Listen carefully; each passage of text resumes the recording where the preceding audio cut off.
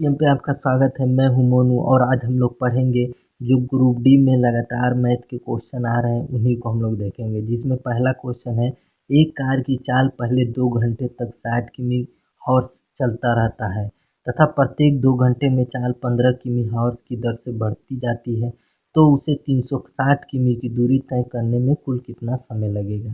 कहने का मतलब है कि उसका चाल 60 किमी घंटा है और वो कितना चलेगा, 2 घंटा। अब हर 2 घंटे के बाद उसकी चाल में कितने की वृद्धि हो जा रही है, 15 किमी की वृद्धि हो जा रही है उसकी चाल में, और 360 किमी की दूरी तय करने में उसको कितना समय लगेगा। तो पहला घंटा कितना चले, पहला घंटा, दूसरा घंटा, तीसरा घंटा, चौथा, पाँचवा, छठवां, सातवां, आठवां। क्योंकि छोटी दूरी है इसलिए हम लिख के सॉल्व कर रहे हैं, ठीक है। तो पहला चलेगा 60, दूसरा भी चलेगा 60। फिर कह रहा है 2 घंटे के बाद उसमें 15 किमी की वृद्धि हो जा रही है। तो 60 चल रहा था, अब कितना चलेगा, 75। फिर कितना चलेगा, 75, ठीक है। फिर 2 घंटा बीत गया, फिर कितने की वृद्धि हो जाएगी, 15 की वृद्धि हो जाएगी। तो 75 चलेगा, तो अब कितना चलेगा, 90 चलेगा। फिर चलेगा 90, फिर 15 की वृद्धि हो जाएगी, 105 चलेगा, 105 चलेगा। अब इसमें से देख रहे हैं कहाँ तक जोड़ने पे हमारा 360 आ रहा है। तो 6 कितना होता है, 120 हो गया। अब 75 75 कितना होता है, 150 हो गया। अगर दोनों को हम जोड़ेंगे तो कितना हो जाएगा, 0 का 0, 2 3, 5 2 7, 1 1 2। अभी तो यहाँ तक कितना हुआ, 270 हुआ। अब यहाँ पे 90 और जोड़ लीजिए तो हमारा कितना हो जाएगा, 360 हो गया। मतलब यहाँ तक जोड़े तो कितना घंटा हमारा लगा, 1 2 3 4 5, 5 घंटा हमारा लगा 360 किमी दूरी तय करने में, जो कि हमारा आंसर है। आइए अब नेक्स्ट क्वेश्चन देखते हैं। कह रहा है कि दो संख्याओं का अनुपात 7:5 है तथा इनका अंतर 28 है, तो बड़ी संख्या कौन सी है। तो सीधी सी बात है कि अगर संख्या अनुपात में है तो इसमें किसकी कमी है, मौसा की कमी है। तो मौसा मानते हैं यक्स, तो ये क्या हो जाएगा, 7 और 5। अगर है दोनों का अंतर 28 है, मतलब अंतर का मतलब क्या है, दोनों का घटाना।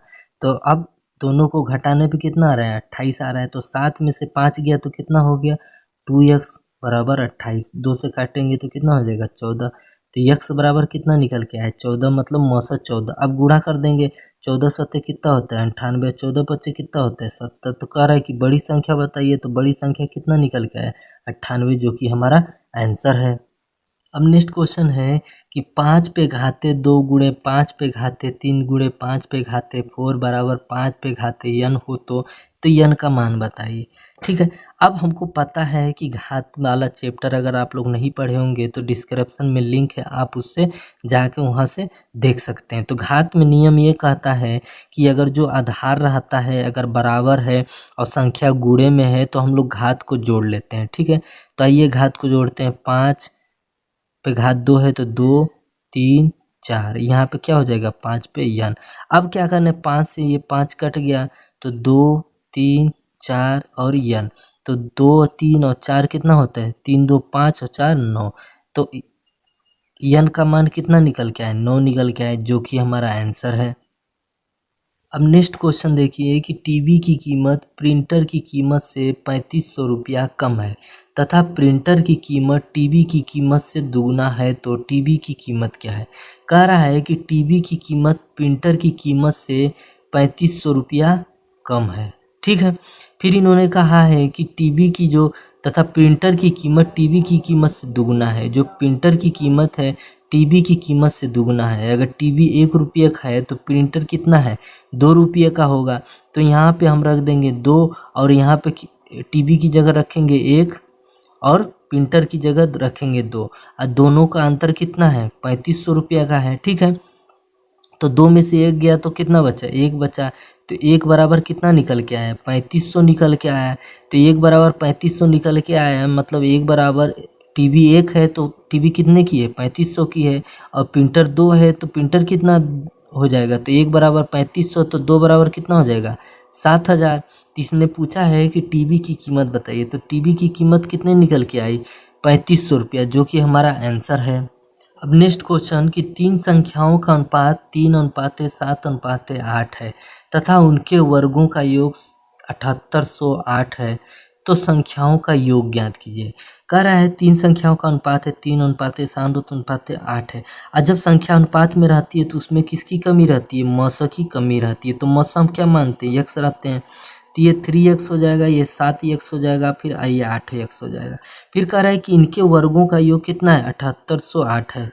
ठीक है, अब इनके वर्गों का योग देखेंगे तो ये 3x का होल स्क्वायर, 7x का होल स्क्वायर, 8x का होल स्क्वायर, मतलब तीनों का वर्ग कर दिए। अब वर्गों का योग का है तो तीनों को जोड़ लेंगे। और किसके बराबर है, 7808 के बराबर है। ठीक है, 3 त्रिका 9 स्क्वायर, 3 त्रिका 9 और x का स्क्वायर हो जाएगा, 7 सत्ते 49, फिर x का स्क्वायर हो जाएगा, 8 अट्ठे 64, फिर x का स्क्वायर हो जाएगा 7808। अब जोड़ लेंगे, 9 9 18, 18 4 होता है 22 का 2, और 6 4 10 और 2 12, 122 हो गया। और x स्क्वायर 7808। अब इसको हम लोग काटेंगे, तो काटते हैं 2 से, 2 छंग 12, 2 एक कम 2, फिर इसको 2 से काटेंगे, 2 तिहाई 6 और 2 नवा 18 और 2 चौक 8।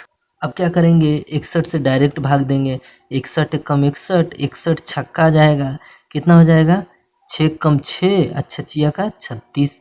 अब घटाएंगे तो क्या बचेगा, 24 बचेगा। अब ये 4 का 4 उतर गया, फिर कितना बार में जाएगा, 61 चौके जाएगा, पूरा पूरा हमारा कट जाएगा। तो यहाँ पे हमारा क्या आ गया, 64 आ गया। और इधर क्या बचा, x स्क्वायर बचा, स्क्वायर इधर जाएगा तो अंडर रूट में हो जाएगा, तो अंडर रूट हटेगा तो क्या हो जाएगा, 8 हो जाएगा।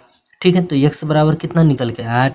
अब 8 से गुणा करेंगे, 8 त्रिक 24, 8 सत्ते 56, 8 अठे 64। अब कह रहा है कि तीनों का हमका योग बताना है, तो तीनों को हम लोग जोड़ लेंगे। 6 4 10, 4 14 का 4, 6 5 11, 2 13, 1 14।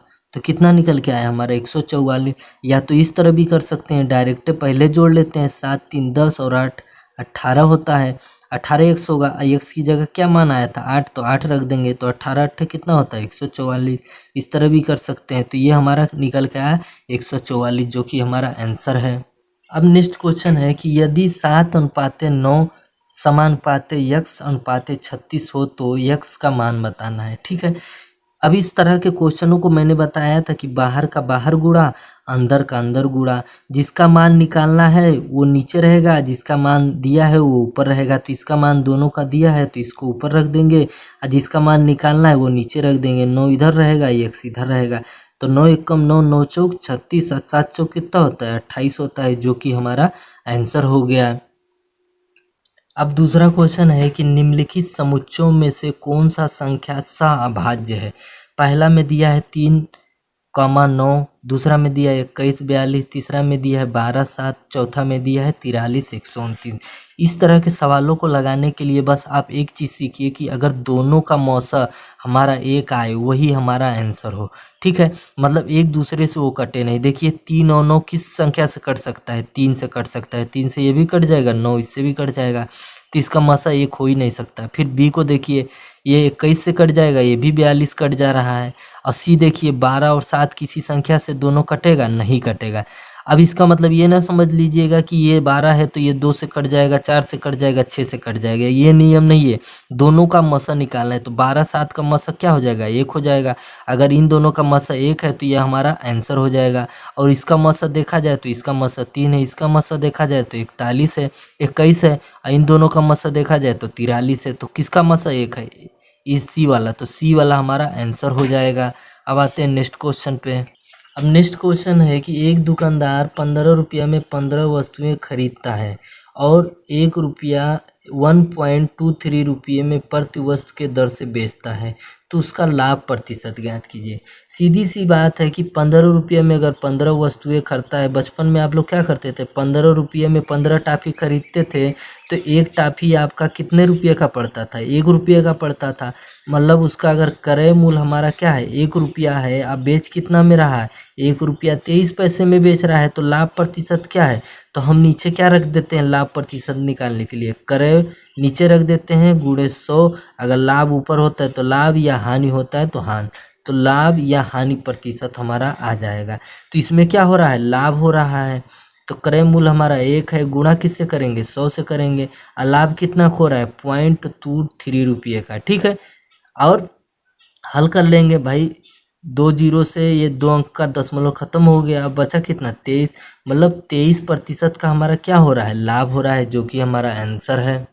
अब नेक्स्ट क्वेश्चन है कि 11 सेमी, 7 सेमी और 14 सेमी की भुजाओं वाले एक त्रिभुज का क्षेत्रफल ज्ञात कीजिए। कह रहा है कि उसकी एक त्रिभुज है जिसकी भुजाएं क्या है, एक है 11, एक है 7 और एक है 14 सेमी। अब इसका हम लोग को क्षेत्रफल ज्ञात करना है। अब देखिए तीनों भुजाएं क्या क्या है, अलग अलग है, मतलब विषमबाहु त्रिभुज है, विषमबाहु त्रिभुज है। तो विषमबाहु त्रिभुज ज्ञात करने के लिए हम लोग क्या फार्मूला लगाते हैं, सबसे पहले हम लोग क्या करते हैं, यस ज्ञात करते हैं।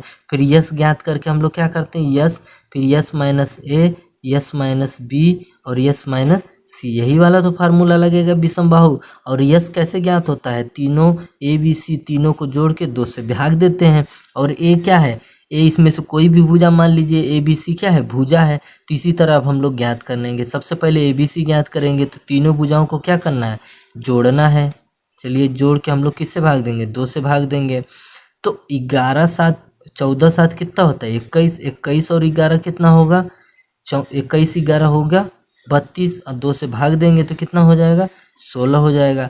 अब यस की जगह हम लोग क्या रखेंगे, 16 रखेंगे। तो आइए 16 रखते हैं, 16, फिर 16 में से एक भुजा घटाएंगे, फिर 16 में से दूसरी भुजा घटाएंगे, फिर 16 में से तीसरी भुजा घटाएंगे, यही तो अब ये 16 हो गया, 16 में से 11 गया कितना बचा 5, फिर 16 में से 7 गया तो कितना बचा 9, फिर 16 में से 14 गया कितना बचा 2 बचा। अब इसका बाहर निकालेंगे तो क्या हो जाएगा, ये 4 हो जाएगा, और इसका बाहर निकालेंगे तो 3 हो जाएगा। ये दोनों जोड़ा बनेगा नहीं तो बाहर नहीं निकलेगा, तो गुणा कर देंगे 5 दूना 10, और निकलेगा नहीं तो उसको अंडर रूट में ही रखेंगे। तो हमारा आंसर क्या आ जाएगा, 12 अंडर रूट 10 वर्ग सेमी इस त्रिभुज का क्षेत्रफल हो जाएगा। तो यहाँ तक वीडियो देखने के लिए बहुत बहुत धन्यवाद आपका।